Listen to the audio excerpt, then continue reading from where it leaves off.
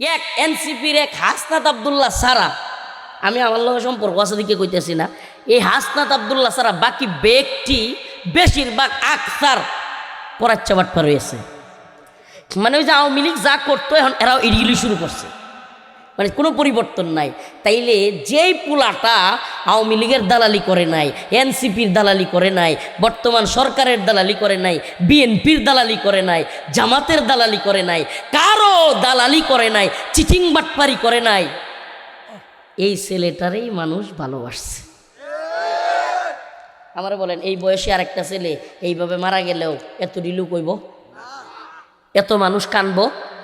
আমি চ্যালেঞ্জ করলাম, এই যে ছাত্র আন্দোলন করছিল এটি একটি মারা যাক, এত মানুষ হইতো না। কেন হবে না? কারণ তারা তাদের নৈতিকতা ধৈর্য রাখতে পারে নাই। আল্লাহ মাফ করুক, আস্তাগফিরুল্লাহ।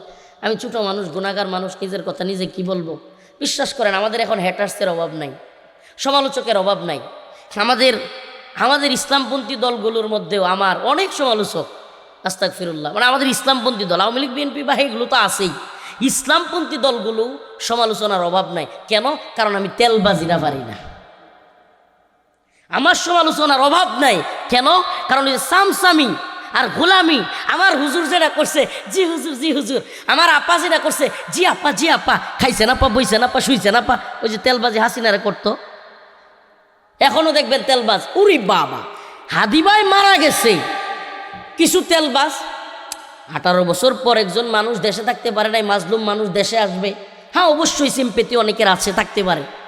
কিন্তু আমার বক্তব্য হইল, যেই দিন হাদিবাইয়ের জানাজা হচ্ছে ওই দিন যদি কেউ ফেসবুকে লেখে যে আমাদের লিডার আসছে, বাংলাদেশ হাসছে, আরে দেশের মানুষ সব কান্তাছে, তুই তেল দেওয়ার লাগে, বাম দেওয়ার লাগে তোর লিডার রে, কস লিডার আসছে, দেশ হাসছে, এটা কইলে কিন্তু মানুষ তখন বুঝে যে তুমি তেল ঢালতাছো। এই কাজগুলো করা যাবে না। হ্যাঁ একজন মানুষ মাজলুম, গতকালকেও এরকম হয়েছে, একজন মানুষ মাজলুম, দীর্ঘদিন হাসিনার জুলুমের শিকার হয়েছে, জেল খাটছে, খারাপ অবস্থায় ছিল, এখন হসপিটালে শুয়ে আছে, তার জন্য দোয়া চাইতেছে একজন, আরেকজন এটা কইতেছে। আমি কিছু এটা কেন বাধা দেন? একটু দোয়া করতেছে, করতে দেন, দোয়া চাইতেছে, চাইতে দেন, এটা ঠিক আছে। কিন্তু তেলবাজি যেটা করে, তেলবাজি, আমি দুনিয়াতে সবচাইতে কষ্ট লাগে আমার তেলবাজি। কষ্ট পাচ্ছেন কেউ? এই তেলবাজদের কারণে এই জালেম নেতা তৈরি হয়। কি তৈরি হয়? আলেম ওলামাদেরকে হত্যা করতেছে, নির্যাতন করতেছে, নিপীড়ন করতেছে, জেলখানায় নিতেছে, রিমান্ডে নিতেছে, আয়নাঘর তৈরি করতেছে, গুম ঘর তৈরি করতেছে, আলেম ওলামাদেরকে জানাজা পড়তে দিচ্ছে না। হাসিনা এত কিছু কইরা বাইতুল মুকাররমে মুসল্লিদেরকে গুলি করতেছে, শত শত ছাত্রদেরকে মেরে ফেলতেছে। এরপরেও লক্ষ লক্ষ সামসা ছিল আওয়ামী লীগের, যারা কিনা কইতো আপা ঠিক আছে আপা, ভালো করতেছেন আপা, শুয়াইয়া ফেলেন আপা, মেইরা ফেলেন আপা। এই চামচাদের কারণেই হাসিনা হয়ে উঠতে পারছিল। হাসিনা হয়েছিল কি লেগা? এই চামচাদের কারণে। প্রিয় ভাইরা আমার, এই চামচামি যদি আমরা না করি, আমাদের নেতাদেরকে সঠিক পথে পরিচালিত করার চেষ্টা করি, বাংলাদেশে আর কোনো জালেম নেতা তৈরি হবে না। আর যদি আমরা মানুষের উপর জুলুমকারীদের চামচামি করি, আমাদের সমাজে কিছু মানুষ, কথা কয়েন না তো ভাই, আমাদের সমাজে কিছু মানুষ আছে দেখবেন, এলাকায় একটা ছোট নেতা চাষটলে বইতেছে, বয়ার সাথে সাথে সেটটা, হে ভাই আইসি, হে সেটটা মুচ্ছা দি, এগুলা করে না। আসলে কিন্তু হেও জানে যে এই নেতাটা বইতো আছে সেরো, এই নেতাটা হলো মদখোর, এই লোক হলো মানুষের জমি দখলকারী, এই লোক হলো দুর্নীতিবাজ, এই লোক হলো মানুষকে খুন করে। এত কিছু জানার পরেও এই ভাই আইসি সেটটা মুচ্ছা দি, আছে না নাই? অথচ আল্লাহর কোরআন কি বলে? কোরআন পুরা বিপরীত বলতেছে। আল্লাহ পাক ওই সমস্ত মানুষদেরকে সম্মান দেন যারা দিনের পথে অবিচল থাকে, যারা হক কথা বলে, যারা সত্যান্বেষী, আর যারা চাঁদাবাজ, যারা টেন্ডারবাজ, যারা দুর্নীতিবাজ, মানুষের দিন নিয়া ইসলাম নিয়া খেলে, আল্লাহ পাক কিন্তু তাদের বিরুদ্ধে বক্তব্য দিয়েছেন।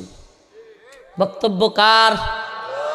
আল্লাহ পাকের বক্তব্য, ইয়া আইয়ুহাল্লাযীনা আমানুস্তাঈনু বিস-সাবরি ওয়াস-সালাহ ইন্নাল্লাহা মা'আস-সাবিরিন ওয়া লা তাকুলু লিমান ইউকতালু ফি সাবিলিল্লাহি আমওয়াত বাল আহইয়াউ ওয়ালাকিন লা তাশউরুন।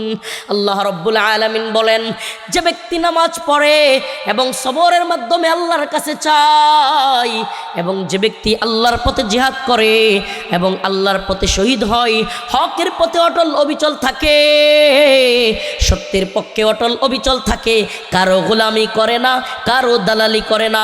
আল্লাহ বলেন, তারা যদি আল্লাহর পথে, তারা যদি দ্বীনের পথে শহীদ হয়, ওয়ালা তাকুলু লিমান ইউক্তালু ফি সাবিলিল্লাহ, তোমরা তাদেরকে মৃত বলিও না। আমি আল্লাহ তাদেরকে সম্মান দিয়েছি। কি এমন সম্মান? প্রথমত সম্মান হলো, এই দুনিয়ার মানুষ মনে করে ওই ব্যক্তিটা মৃত্যুবরণ করেছে, কিন্তু আল্লাহ রাব্বুল আলামিন বলেন, না না না না না, ওয়ালা তাকুলু লিমান ইউক্তালু ফি সাবিলিল্লাহি আমওয়াত।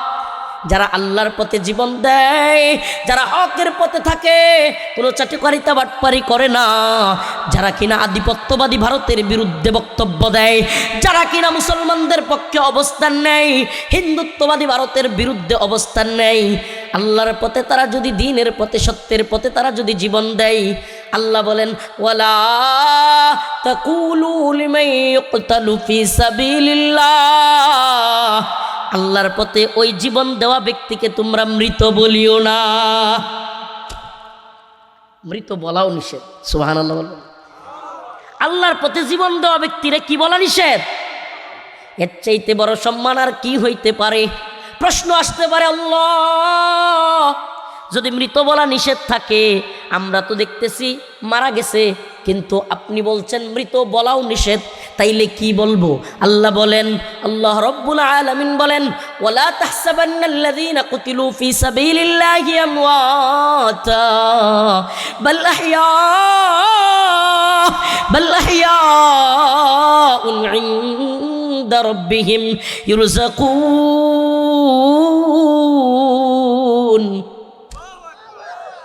আল্লাহ রাব্বুল আলামিন বলেন, বাল আহইয়া,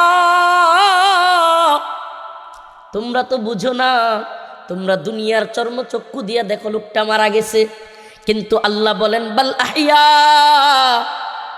বরং তারা তো জীবিত। ইনদা রাব্বিহিম ইরযাকুন, তারা তোমাদের রবের কাছে আছে।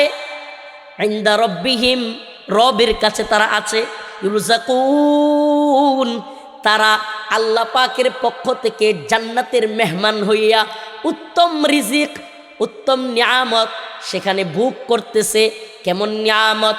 আল্লাহর রাসূল সহিহ হাদিস শরীফের মধ্যে বলেন, রাসূলুল্লাহ সাল্লাল্লাহু আলাইহি ওয়াসাল্লাম বলেন, যেই ব্যক্তি আল্লাহর পথে জীবন দিয়েছে, আল্লাহর পথে জীবনকে কুরবানি করেছে, বিলীন করেছে, আল্লাহ রব্বুল আলামিন তার আত্মাটাকে দুনিয়ার বডি থেকে, তার দেহ থেকে, তার শরীর থেকে তার আত্মাটাকে বের করে জান্নাতের একটা সবুজ পাখির মধ্যে ভরে দেয়। আল্লাহ রব্বুল আলামিন ওই শহীদের আত্মাকে দুনিয়া থেকে নিয়া আল্লাহ পাক ওই যে অন্যান্য নর্মাল মানুষের মতো কবর, ফুলসিরাত, মিজান এগুলোকে তার দাপ পার হইতে হয় না। আল্লাহ পাক তার আত্মাটাকে জান্নাতের একটা সবুজ পাখির মধ্যে ঢুকায়া দেন। ওই সবুজ পাখিটা বারজাখের জিন্দেগিতে চলে যায়। এটা এক ভিন্ন জগৎ, কিয়ামত এবং মৃত্যুর মাঝামাঝি। ওই জগতের মধ্যে শহীদদের আত্মাগুলো চলে যায়, আর শহীদদের আত্মা নিয়া ওই জান্নাতের সবুজ পাখি যেখানে মন চায় উড়তে থাকে, ঘুরতে থাকে, যা মন চায়, যা মনে চায় তাই খায়। বিরিয়ানি, পোলাও, খুরমা, ফল ফ্রুট যা মন চায় আল্লাহর পক্ষ থেকে বাল আহইয়াউন ইনদা রাব্বিহিম ইরযাকুন, সে বক্ষণ করতে থাকে। হঠাৎ কইরা উড়তে উড়তে আল্লাহ পাকের আরশের নিচে একটা ল্যাম্পপোস্ট আছে, বাতি। ওই ল্যাম্পপোস্টের মধ্যে গিয়া আল্লাহর আরশের ওইখানে গিয়া শহীদ বান্দার আত্মা ওয়ালা সবুজ পাখি গিয়া বৈশা যায়। ওই শাহাদাত অর্জনকারী বান্দার আত্মা যখন সবুজ পাখির মধ্যে ঢুইকা গিয়া শহীদ ওই আত্মা নিয়ে আল্লাহর ল্যাম্পপোস্টের নিচে বসে। জান্নাতের সবচাইতে বড় নাজ নিয়ামত, জান্নাতের সবচাইতে বেশি যেই নিয়ামতটা পাইয়া বান্দা খুশি হবে, সেটা কোনো খাওয়া নয়, সেটা কোনো হুর নয়, সেইটা হলো দিদারে মৌলা। সুবহানাল্লাহ। সৃষ্টি যে করলো, আমারে যে বানাইলো, তারে একবার দেখার শখ কি নাই? আরে আমারে যে বানাইছে এত সুন্দর নিপুণ কারিগর, সুবহানাল্লাহ। লেডির কান্দায় কত মানুষ দেখলাম পূর্বদলায়, নান্দাইলে আয়া একটার লগেও মিল পাইলাম না। ঢাকায় যাই, একজনের চেহারার লগেও আরেকজনরে মিলাইতে পারি না। আয় হাই, মক্কায় গেলাম উমরা করতে, মদিনায় গেলাম জিয়ারত করতে, ওখানে গিয়াও নেত্রকোনার মতো একটা মানুষ পাইলাম না। সুবহানাল্লাহ। এক এক মানুষের চেহারার এক এক ধরন, এক এক মানুষের চেহারার নাক এক রকম, চোখ এক রকম, কান এক রকম। এমনকি পর্দার নিচ দিয়া কোনো ব্যক্তি হাইটা গেলে, পরিচিত লোক হাইটা গেলে, ওই ছোট্ট তার পায়ের অংশ দেখেও বলা যায় এই লোকটাকে। সুবহানাল্লাহ। বোঝা যায় কি যায় না? এই যে সব কিছু বোঝার ক্ষমতা দিলেন কে? এই যে এতগুলো মানুষ দেখেন, হাজার হাজার মানুষ, এই যে হাজারো জনতা, তাকায়া দেখেন একজনের চেহারার সাথে আরেকজনের মিল নাই, একজনের চোখের সাথে আরেকজনের চোখের মিল নাই, একজনের নাকের সাথে আরেকজনের নাকের মিল নাই। এ কোন কারিগর? কাউরে যদি বানাইতে দেয়া হয় যে পিঠা বানাও, 100 রকমের পিঠা, কায় আইটা কয় রকমের পিঠা 100, কিছুক্ষণ পরে ফেল মাইরিয়া 13টা বানায় কব 14 আর হয় না। ঠিক কি ঠিক না? আরে সুবহানাল্লাহ। গোটা পৃথিবীতে আল্লাহ পাক 750 কোটি মানুষ জন্ম দিছে। সুবহানাল্লাহ। 750 কোটি মানুষ সৃষ্টি করেছে। এইটা তো সমসাময়িক কথা। পৃথিবীর শুরু লগ্ন থেকে, সেই আদম আলাইহিস সালাম, হাওয়া আলাইহিস সালাম থেকে নিয়ে আজকের পৃথিবী পর্যন্ত কত হাজার কোটি মানুষ আল্লাহই ভালো জানে। এরপরে কিয়ামত পর্যন্ত আরো কত কোটি হবে, কত মিলিয়ন মিলিয়ন ট্রিলিয়ন ট্রিলিয়ন হবে, এটা আমার আল্লাহ ছাড়া কেউ জানে না। কিয়ামত কখন হবে রাসূল সাল্লাল্লাহু আলাইহি সাল্লামও জানতেন না। তাইলে এই যে এত মানুষ আসছে, এত মানুষ যাচ্ছে, কারো সাথে কারো মিল আসেনি, একেবারে হুবহু মিলে না, একটু এদিক সেদিক আসেই। যমজ ভাই থাকলে, যমজ বোন থাকলে কাছাকাছি থাকে, কিন্তু দুইজনের মধ্যে সূক্ষ্ম এক ধরনের ফাঁক আছে, আছে না নাই? এই মহান কারিগরের নাম কি? এটা আসতে কোন? আমরা 1 ঘন্টা পর্যন্ত কথা কই আর আপনারা আল্লাহর নামটাই মনে নেন না। হইল এটা? জান্নাতের মধ্যে সবচাইতে বড় নিয়ামতের নাম কি? দিদারে মৌলা। আয় বহালি আর কিছু চাইলা, আমাদেরকে মাফ কইরা আপনার দিদার আমাদেরকে নসিব করিয়েন। আপনার কাছে আর কোনো চাওয়া নাই। আপনি জান্নাত দিবেন না কি দিবেন এটা আপনার ইচ্ছা, কিন্তু মালিক আপনি আমাদেরকে বানাইছেন, একবার আপনার দিদার নসিব না করাইয়া আমাদেরকে বঞ্চিত করিয়েন না। বলেন না আমি। জান্নাতের ওই সবুজ পাখি আল্লাহর ওই ল্যাম্পপোস্টের নিচে যখন বসবে, আর সে আজিমের মধ্যে আল্লাহ তারা জিজ্ঞেস করবে, বান্দা, ও আমার প্রিয় শহীদ, ও আমার প্রিয় মাহবুব বন্ধু, তুমি কি চাও? ওই বান্দা বলবে, আল্লাহ, এই দুনিয়ায় যা কিছু পাই নাই আপনি সব দিয়েছেন, আপনি সকল নাজ নিয়ামত দিয়েছেন, চাওয়ার চাইতেও বেশি কিছু দিয়েছেন, আমি আর কিছুই চাই না। আল্লাহ দ্বিতীয়বার বলবেন, বান্দা কি চাও? আবারও বলবে ওই শহীদ বান্দা, আল্লাহ কিছুই চাই না।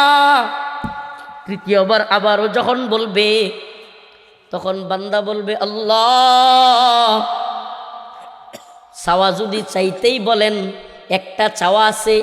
আল্লাহ বলবেন, বলো কি চাওয়া? ওই বান্দা বলবে, আল্লাহ, শহীদ হইয়া দুনিয়া তাইকা আইসা যেই নাজ নিয়ামত পাইছি, আমাদের একটাই চাওয়া, আবার দুনিয়াতে পাঠান, আপনার পথে জিহাদ করি শহীদ হই। চিন্তা করছেন কি কয়? একটা হাদিস শুনেন, সকলেরই জানা উচিত। জান্নাতে যাওয়ার পর কোনো মানুষ আর পৃথিবীতে আসতে চাইবে না। সুবহানাল্লাহ বলবেন না? একমাত্র শহীদ, শহীদ বলবে মালিক আবার যাই। আল্লাহ বলবে কেন? কয় মালিক আপনি যেই নাজ নিয়ামত দিছেন, শহীদ হইয়া যেই নাজ নিয়ামত পাইছি, মন বলতেছে আবার যদি দুনিয়ায় গিয়া আপনার পথে জিহাদ করি, শহীদ হই, আমার তো সম্মান আরো বাইরা যাবে। আল্লাহ বলেন না না, তোমার পথ বন্ধ হয়ে গেছে, আর সুযোগ নাই। সুবহানাল্লাহ। শহীদ হইতে রাজি আছি? আল্লাহর দ্বীনের পথে শহীদ হব তো ইনশাআল্লাহ? লিল্লাহি তাকবীর, লিল্লাহি তাকবীর। বলেন আমরা সবাই শহীদ হব, রবের গোলামি করব। আমরা সবাই শহীদ হব, ভারতের বিরুদ্ধে যুদ্ধ করব। মাশাআল্লাহ। হিন্দুত্ববাদী ভারত যদি আমাদের উপরে অ্যাটাক করে, এই আমাদের ভাই শরীফ ওসমান হাদিকে খুন করছে, এই খুনির সর্বশেষ ঠিকানা পাওয়া গেছে কই?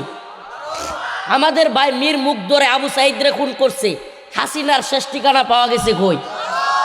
শত শত ছাত্রদেরকে ভিডিওতে আছে, এই যে মালকায়া টাল হইয়া থাকতো স্বরাষ্ট্রমন্ত্রী কামাল, নাম কি? মালকায়া টাল থাকতো, তার নাম কক্কর চোখের মতো থাকতো, আর ফাড়ার মতো চেহারা। হ্যাঁ, এই কিছুদিন আগে একটা লাইভে আইছে, হাই রে নাউজুবিল্লাহ, মানে আল্লাহ আস্তাগফিরুল্লাহ, আল্লাহ মাফ করো, আল্লাহ মাফ করে দিও, জাহান্নামের সাপ মনে হয় এখনই চেহারার মধ্যে বেরিয়েছে। এই কয়েকদিন আগে কামাল একটা লাইভে আইছিল, দেখছেন কিনা? চেহারাটার মধ্যে দেখলেই সুবহানাল্লাহ। তো এই কামাল ভিডিওতে বলতেছিল যে মারে একটারে ওই এক পুলিশে, তাইলে হ্যাঁ যদি অনুমতি না দিত পুলিশ কি তারা এইভাবে ভিডিও দেখাইতে পারতো যে মারি একটা পরে একটা? যে আওয়ামী লীগাররা কয় যে না আমাদের নেত্রী অর্ডার দেয় নাই, বাটপারগুলো অনেকগুলো কয় কিন্তু, যে আমাদের নেত্রী অর্ডার দেয় নাই, উনি তো ওই যে ফিরিস্তা, উনি কি ওনাদের আপা হইল ফিরিস্তা, যে না আমাদের নেত্রী অর্ডার দেয় নাই, এগুলো ভুয়া। এই ভিডিওগুলো আছে যে স্বরাষ্ট্রমন্ত্রী কামাল রে পুলিশ বলতেছে যে গুলি করি একটা, মরে একটা, যায় একটা, এই ভিডিওগুলো আছে না? তাইলে কামাল রে অর্ডার দিত কেডা? হ্যাঁ, হাসতেছেন, আপনি তো হাসবেনি, আমরাও মজা করতে পারবো। কিন্তু যদি আমার একটা ভাই মারা যাইতো, যদি আমার পোলা মারা যাইতো, আমার ভাই মারা যাইতো, আমার পরিবারের কেউ মারা যাইতো, হে মুসলমান যারা এখনো পর্যন্ত সচেতন না, আচ্ছা ডক্টর মোহাম্মদ ইউনূসের কথাই যদি আওয়ামী লীগের লোকই হোক এভাবে হাজার হাজার লোককে যদি মাইরা ফেলে, আওয়ামী লীগের লোকও যদি হাজার হাজার মারে, আমরা কি মানবো এটা? একটা দেশের সরকার কি এইভাবে মানুষের পাখির মতো নেট বন্ধ করিয়া, সিম বন্ধ করিয়া, ওমার টিভিটা আবার সব বন্ধ করিয়া ওলি ওলি ওমানে গুলি করে মানুষ মারে? এরপরও কি হ্যাঁ আওয়ামী লীগের লোকের কাছে আমাদের আপা তাহাজ্জুদ পড়ে, সে হইলো খুব ফেরিস্তা। ওই যে তাহাজ্জুদের সময় 2018 মনে নাই, তাহাজ্জুদের সময় সব ভোট কেটে তুই দিছিল, মনে আছে আপনাদের? চিন্তা করেন, মানে হইলো এরা হইলো আস্তাগফিরুল্লাহ। আমার না মাঝে মাঝে আমার প্রতি তো এরা ক্ষুব্ধ হয়, আওয়ামী লীগের লোক দেখলে মাঝে মাঝে আমার মনে হয় আল্লাহর কোরআনের আয়াত খতামাল্লাহু আলা কুলুবিহিম, আল্লাহ কইছে যে কিছু লোকের অন্তর আমি শিল মাইরা দিছি, ওয়া আলা সামঈহিম, এদের কানেও সিল মারছি, ও আলা আবসারিহিম গিশাওয়া, এদের চোখের সামনে পর্দা ফেলানো, এরা সত্য দেখবে না, দেখলেও দেখবে না, শুনলেও শুনবে না। কথা মনে হয় বুঝেন নাই? কিছু মা আছে দেখবেন, মার দরদ বেশি, কিন্তু কিছু মা আছে যার সেরা মনে হল চুরি হইয়া ছাগল লয়ে বাড়িতে আসছে, পুলিশে ধরে নিতেছে, আমার সারা কিচ্ছু করছে না, আমার সারা কিচ্ছু করছে না, আছে না নাই? আওয়ামী লীগের অবস্থা এমন যে তাদের জাতির পিতা তারা একটা বোন রেখে গেছে, জাতির বোন, এখন এটা যাই করুক, হ্যাঁ আমার আপা কিছু করছে না, এদের অবস্থা এরম না? ওই যে কয় না সুরের মার বড় গলা, ওই যে সুরের মা, কিন্তু ছাগল চুরি করে আনছে সারা গড় রাখছে, সব জানে, এরপরে পুলিশে একজন ধরে নিতেছে, কি কয় আমার সারা কিচ্ছু করছে না, আছে না নাই? আওয়ামী লীগের অবস্থা হইলো এমন যে তারার যে জাতির পিতা, নাউজুবিল্লাহ, আমরা জাতির পিতা না, তারার যে জাতির পিতা, এই জাতির পিতা তারার কাছে আমানত রেখে গেছে, তারার আর কিছু নাই, সব মরে গেছে গা, সব ধ্বংস হয়ে গেছে, সব শেষ হয়ে গেছে গা। ওই যে কইছিল না যে স্বজন হারানোর বেদনা, তো স্বজন হারানোর বেদনা ওই সব শেষ, এখন দুইটারে তারার কাছে রেখে গেছে, এখন এটি যাই করুক তারার অবস্থা হইলো এরকম, আমাদের আপা কিছু করে নাই। আল্লাহ এদেরকে হেদায়েত দান করুক, আরো জোরে বলেন আমিন। তো যে কথা বলতেছিলাম, এগুলো কোট করবেন, ইউটিউবারদেরকে বলে এই কথাটা। হাদিদের মাকাম, উসমান হাদিদের সম্মান এত কেন বেশি? লক্ষ লক্ষ জনতা কেন তাদের জানাজায় শরীক হয়? উকিল, ব্যারিস্টার, বক্তা, মুফতি, শাইখুল হাদিস, রিক্সাওয়ালা, অটোওয়ালা, সিএনজিওয়ালা, ট্রাকওয়ালা, পুলিশ, বিভিন্ন গ্রুপের লোকের চোখে কেন পানি দেখলাম? আমি নিজের চোখে দেখছি। বড় বড় আলেমরা অজুরে কান্না করতেছে। আমি যেই দিন উসমান হাদি ভাই শ্যুট করে ওই দিনই হাদি ভাইকে দেখবার জন্য হসপিটালে যাই। আমি যেহেতু পরিচিত মুখ, সমস্ত আন্দোলনে তাদের সাথে শরিক ছিলাম। আমি একবারে ভিতরের রুমে ঢুকছিলাম। হাদি ভাইরে যেখানে একবার চিকিৎসা করাইছে, মানে প্রথম দিন যেই হসপিটালে চিকিৎসা করাইছে একেবারে ভিতরে ঢাকা মেডিকেলের যেই রুমে একবারে হাদি ভাইকে এক করতেছে ডাক্তাররা, ওখানে ঢুকছিলাম। সাধারণত ওখানে কাউকে দেয় না। 1 ঘন্টা দাঁড়িয়েছিলাম, 2-3 মিনিট ভিতরে ছিলাম। তো ওখানে আমি নিজের চোখে শাইখুল হাদিস আল্লামা মামুনুল হককে অজুরে কান্না করতে দেখছি। আমার দেশ সম্পাদক মাহমুদুর রহমান কান্না করতেছে, হাসনাত আব্দুল্লাহ কান্না করতেছে, কত আলেম ওলামা, ছাত্র জনতা, রিক্সাওয়ালা, অটোওয়ালা, সিএনজিওয়ালা। হাইরি, এই ছেলেটা মনে হইতেছে যে এক একজনের আপন ভাই মারা গেলে যেমনি মানুষ কান্দে না, এমনি কান্দতেছে। কোনো টাকা পয়সা দিয়া এইভাবে মানুষকে কান্দাইতে পারবেন? বাড়া কইরা লোক আইনা কান্দাইতে পারবেন? আমি নিজেই কান্না করছি। কেন? এই কথাগুলো আমাদের বুঝতে হবে। এই দুনিয়ায় যারা সত্য কথা বলে, সঠিক কথা বলে, কারো সামসামি করে না, চিটিং করে না, যদিও এরা বাচ্চা থাকতে অনেক মানুষ তারারে হিংসা করে, কিন্তু মইরা গেলে সবাই কয় ছেলেরা ভালো ছিল। এটা রিয়েলিটি, বাস্তবতা। যে বাচ্চা থাকলে কদর নাই, বাচ্চা থাকতে বাংলাদেশের বাঙালির চরিত্র এটা। বাচ্চা থাকতে কোনো নিরাপত্তা নাই। বেচারা লাইভে এসে বলছে যে আমারে অনেক হুমকি দিচ্ছে, 30টার উপরে আমাকে বিদেশি নাম্বার থেকে থ্রেট দিচ্ছে যে আমারে মাইরা ফেলবে, আমার মা বোনরে দর্শন করবে, আমারে খুন করবে, আমার একবারে উধাও করে দিবে, গুম করে দিবে, এগুলা বলছে। একজনেও নিরাপত্তা দেয় নাই। দিনে দুপুরে শুক্রবার জুমার নামাজ পড়িয়া ঢাকার রাজপথে রিক্সা দিয়া ঘুরতেছে, গুলি করে চলে গেছে খুনি। আর এখন তার জানাজার দিন 1000, কয় হাজার, একজন দুইজন না, 100-200 না, 1000 নিরাপত্তার ওই যে ভিতর দিয়া ঢুকে না গেট, ওই যে গেলে যে tick tick tick tick tick tick করে ওঠে, 1000 লাগাইছে খালি এগুলা। এখন কত নিরাপত্তা! হাই রে ভিভিআইপি সম্মাননা, সামনে পুলিশ, পিছনে police, India SSF, India RAB, উরি বাবা, গোয়েন্দা সংস্থার অভাব নাই।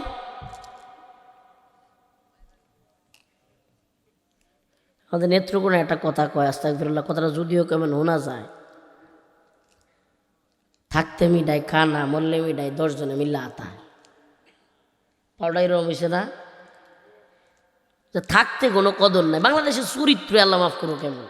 আল্লামা সাইদি রহিমাহুল্লাহ দেশ বরণ্য একজন আলেম। হাই রে, বাচ্চা থাকতে কত কথা কত জনের, আবার কত ধরনের এই সেই মতভেদ, মত পার্থক্য চলে গেছে। হাই রে, কত কিছু। এইভাবে মা এতদিন সুস্থ আছেন, বেচারি কত ভালো আছেন। দেখেন, আমি কোনো, আল্লাহ মাফ করুক, আমার যা রিয়েল এটা বলার চেষ্টা করি। আপনার যদি মনে হয় যে হুজুরে এই বানি বান গে বানি বানগে, আমরা নিতে তাহলে 3 বারের প্রধানমন্ত্রী 2 কোটি টাকার চুরির মামলা দেয়া বেচারি রে বন্দি করে রাখছে। ওমা, কোনো নেতা নেত্রী দেখলাম না মরতে, আন্দোলন করতে, ভালো রকম কিছু করতে। এখন যখন অসুস্থ, ওরে বাপরে, এসএসএফ, এইডা হেইডা, ভিভিআইপি। এটা হলো আমাদের বাঙালি চরিত্র। যখন তাকে সম্মান দেয়া দরকার ছিল, যখন তাকে ইজ্জত দেয়া দরকার ছিল, যখন তাকে সহযোগিতা করা দরকার ছিল, তখন করে না। আল্লাহ মাফ করুক। বিশ্বাস করেন, আমরাও মরে যাই, তখন কই ভাই রে রফিক কত ভালো ছিল রে, সবসময় হক কথা কইতো রে, কারো পক্ষে দালালি করে নাই। দেখবেন কইব, আল্লাহ মাফ করুক, আগামীকালকে মরে যাই, আগামীকালকেও মরে যেতে পারি, এখনও মরে যেতে পারি, আল্লাহ না করুক এখানেও আমাদেরকে যে কেউ মারা যেতে পারি, এটা আল্লাহর ইচ্ছা। দেখেন, ভালোর অভাব নেই তখন সবাই, কারণ হেরাও জানে যে রফিক কারোটা খায় না, কারো তেলবাজি করে না। কিন্তু এখন কি, কারণ আমার শায়েকের বিরুদ্ধে কইলছে, আমার পীর সাহেবের বিরুদ্ধে কইলছে, আমার দলের নেতার বিরুদ্ধে কইলছে, আমার নেত্রীর বিরুদ্ধে কইলছে, এখন তার জলে। কারণ এই তো সামসা, এ তো হলো সাটুকার বাটপার, হ্যাঁ তো জ্বলবই। কিন্তু সেও জানে যে রফিকুল ইসলাম মাদানী হক কথা বলে, সত্য কথা বলে, সেও কিন্তু জানে। সেও কি করে, সেও কিন্তু জানে, কিন্তু তারপরেও দেখতে পারো না কি লিখে। আমি যদি তার দলের দালালি করতাম, তার পক্ষের লোক হইতাম, হাই রে আমার সে সম্মানিত। আমি যদি, আল্লাহ মাফ করুক, আমার যে আল্লাহ যে ছোটবেলায় যে অবস্থান দিছে, আমি যদি কোনো দলের পক্ষে যাই, বিশ্বাস করেন ওই দল আমার মুখপাত্র বানিয়ে রাখবে। হুজুর আলহামদুলিল্লাহ আমরা দলের মুখপাত্র, আসেন, আরে গাঢ় বনার আর কত প্রশংসা যেই দলে যায়। কিন্তু আমি কোনো দলে যাই না, কোনো দলের চামচামি করি না, চাটুকারিতা করি না। আমি স্বপ্ন দেখি, ছোট্ট মানুষ, কিন্তু আমি এক ভয়ঙ্কর স্বপ্নচারী, বিশাল স্বপ্ন দেখি। ওই যে ছোটোবেলায় কইতো না যে বুল্লা কেতাত বইয়া বিশ্বজয়ের স্বপ্ন দেখে, আমি হলাম হেইছেরাম। আমি ছোটোবেলায় যখন কইতাম যে ইনশাল্লাহ হিম্মত আছে, আম্মারে কইতাম, আমার ছোটো ভাইরে কইতাম, বকুল ভাই তো ঘুম আছে, তো পড়ি, তুই আমার ভাই আসি না, কই এলাকার মানুষই তোরা দেখতে না, এবার তুই করবে এসে। আমার আপন ভাই বকুল ভাই, আমি যখন বিভিন্ন স্বপ্নের কথা বলতাম ছোটোবেলায় আর কি, যে আমি ইনশাল্লাহ এটা করবাম, এটা করবাম, হক কথা কইয়াম, মানুষের সঠিক বুঝ দিয়াম, ভালো দরবার করবাম, এগুলা কইতাম। আমার ভাই তো এলাকার মানুষই তোরা নেতারা দেখতে না, তুই খুব ভালো মানুষ এই সে। ওহন আবার কয় এলাকার মানুষ দেখতে না কি লেগা, ও মা এলাকার মধ্যে খুঁড়ি আইছে, নতুন কারেন্ট আইছে, খাম্বা বিদ্যুতের, ওই যে আপনার মিটার দেয় না, কি দেয় মিটার এক একটা, এই মিটারের লাগি সরকারের পক্ষ থেকে কইছে টিয়া পয়সা না নিত, অল্প টিয়া 240 বা এরকম 300, ওই সময় আরো আগের কথা। এক একজনের কাছ থেকে হেরা আওয়ামী লীগের নেতারা টিয়া নিতেছে 4000 করে, কয় হাজার, 4000, 5000। হ্যাঁ তো আমি তো বান্দা হাজির। এখন আমি তার বিরুদ্ধে দাঁড়াইছি।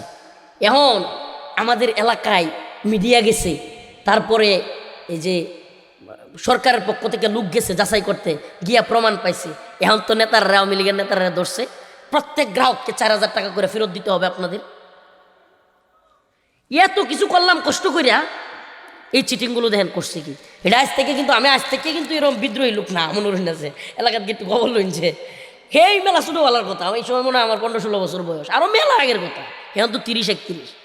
সেই সময় এত কষ্ট করিয়া আন্দোলন করিয়া মানুষের বুঝাইয়া, হ্যাঁ এটা করছি। হুমা মিডিয়া ভিডিও করতেছে, আর ইন্দা নেতা বই রয়েছে, এমপির বাতিজি 4000 টাকা করে দেয়। যেই মহিলারা 4000 টাকা দেয়, এই টাকা 10 জনের পরে এই মহিলারা কাছে তুমি বাড়ির যাও পরে দেমনে আরেকজনে দেয়। হুমায়া কি সর্বনাশ, বাস্তব কথা বলতেছি। ওই নেতারা কি করে, এই 4000 টাকা যেটা নোট, এইটি ভিডিও করে এনে দেখা পরে মহিলা জন বাড়ি ভালো যেত, আবার গাটার ধরে দাঁড়ান আরেকজন লাগাই রাখছে রাস্তা, হেটারে কয় আচ্ছা আপনি বাড়ির জায়গা পরে টিয়া দেন নেই। এখন হেরাও চিন্তা করে কি সর্বনাশ, অমুক তালুকদার অমুক নেতা যদি আমি টিয়াটা না দিই তাইলে তো মানে আমার উপরে জুলুম করবো। আচ্ছা দেলাই পরে দিব নে। আমার এলাকার ভাইটে যেটা আছে, আমার আপন এক ভাই হেরে বাড়াইছে আমার থামানির লেগিয়া। আমি করছি কি বুদ্ধি কইরা, আমার এক আপন চাচাতো ভাইয়ের বউ, কষ্ট পাইতেছেন আপনারা, এই দুর্নীতি আর বাটপারির কথা কিছু কই আপনারা সামনে, আপনারা সচেতন হন। আমার এক আপন চাচাতো ভাই বউ, বড় বাবিরে কইছি আমনে টেহাটা লইবেন, লইয়া আল্লাহর রাস্তায় সোজা বাড়ি পাইবেন, থামবেন না কিনো আনো, কারণ এর কাছে এই টিয়া ছাড়া কোনো টিয়াও নাই, সব তো খায়াল ছিল টিয়া।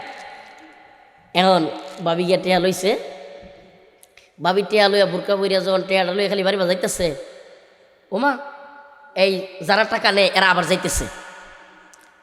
এখন আমি করছি কি, দোকানের একটু সাইডে ছিলাম, সাথে সাথে বাবির কাছে চলে গেছি, বাবির লগে লগে হাঁটতেছি। এখন যে নিতে চাইছিল টিয়া একটু বিচাই আসছে, তো সর্বনাশ ছিল যখন যেত না। এখন পাঠাইছে আমার আপন বড় ভাইরে, রমজান ভাই নামও কয়ে দিই, আমার বড় ভাইরে নাইব সাহেব রমজান ভাইরে পাঠাইছে। রমজান ভাই গেছে, আমার একটু কাছে যাইতে আমি একটা বেঞ্চি মারছি, আমার বেঞ্চি রাগ উঠলে কি বেঞ্চি দেই, আশপাশে যারা তা এটা জানে, দিছি পরে মুখটা এরকম করে দিছি। আপন বড় ভাই সবার বড়, মুখটা কালামালা করে দেয়া নেতার কাছে আইসি, ওয়ার্ড আওয়ামী লীগের সভাপতি, বলতেছে কিরে তুই টিয়াটা আনছিস না রমজান, টিয়া দিত না, অন্য টিয়া লয়। সুবহানাল্লাহ, ছোটবেলার কথাটি মনে পড়ে যায়।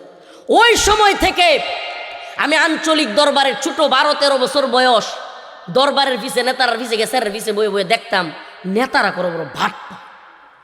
আমি এই সময় থেকে দেখতাম হায় রে কি সর্বনাশ, আমরা তো ছোট মানুষ মনে হতো, আমার সামনে টিয়া খাইতো, একটা ডাক দিত আড়ালে নিয়ে কইতো তুই 5,000 দিয়ে তোর পক্ষে রায় দিয়াম। আমি নিজে চোখে দেখছি এগুলো। আমি ছোটোবেলাতে এগুলো করে করে বড় হয়েছি। আমার এটা খুব ইন্টারেস্ট ছিল, রাজনীতি কিংবা এই সমস্ত দরবার, জাতীয় পরিস্থিতি। ছোটোবেলা থেকে আমার খুব ইন্টারেস্ট এগুলোর ব্যাপারে। আমি ছোটোবেলা থেকেই সচেতন। আমি এদেরকে দেখে রেখে রাখতাম। এই কারণে আমার এলাকার এই নেতৃত্বস্থানীয় যেগুলো আছে একটাও দেখতে পারতো না। তো আমার ভাই কইতো হ্যাঁ ওই বড় নেতা, হ্যাঁ ওই বিরাট কিছু, মানে এলাকার কেউই তো তোমার বলা হয় না। হ্যাঁ যে সবার কাছে উনি আমার বদনাম খালি। আমার বদনাম কেন? কারণ আমি হক কথা কই। আমার বদনাম কেন? আমি প্রতিবাদী। আমার বদনাম কেন? আমি সমস্ত জালেমের বিরুদ্ধে। এই পৃথিবীর সবচাইতে বড় জালেম যদি আমাদের সামনে আসে, হাসিনা হোক, মোদি হোক, নেতানিয়া হোক, পৃথিবীর বড় পরাক্রমশালী ইনশাআল্লাহ বিইজনিল্লাহ হাদি ভাইয়ের মতো কিংবা তার চাইতেও বেশি প্রতিবাদী হয়ে সমস্ত জালেমের বিরুদ্ধে, সমস্ত নেতৃত্বের বিরুদ্ধে গিয়ে হলেও ইনশাআল্লাহ একটা ইনসাফের রাষ্ট্র, একটা ইনসাফের খিলাফার শরিয়ার রাষ্ট্র আমরা প্রতিষ্ঠিত করেই ছাড়ব ইনশাআল্লাহ।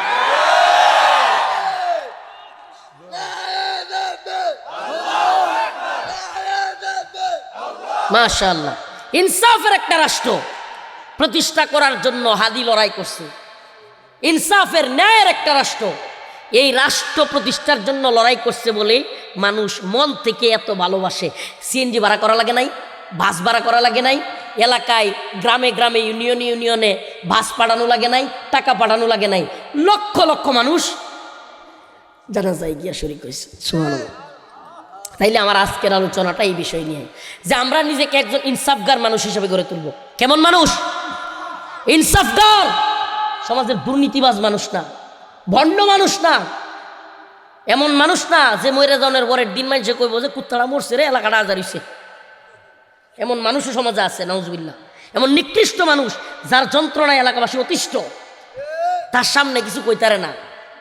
দোকানের মধ্যে তার লাগি কথা কন যায় না, দোকানে সামনে কইতারে না, কিন্তু আড়ালে মানুষ তারে ঘৃণা করে। প্রিয় ভাইরা আমার, ওই সমস্ত ব্যক্তিদেরকে বলছি, মানুষের ঘৃণার পাত্র হবেন না। একজন ইনসাফের ন্যায় প্রতিষ্ঠাকারী, সমাজের মধ্যে অন্যায় অবিচারের বিরুদ্ধে প্রতিবাদী মানুষ হন। মানুষ ভালোবাসবে, আল্লাহও ভালোবাসবে।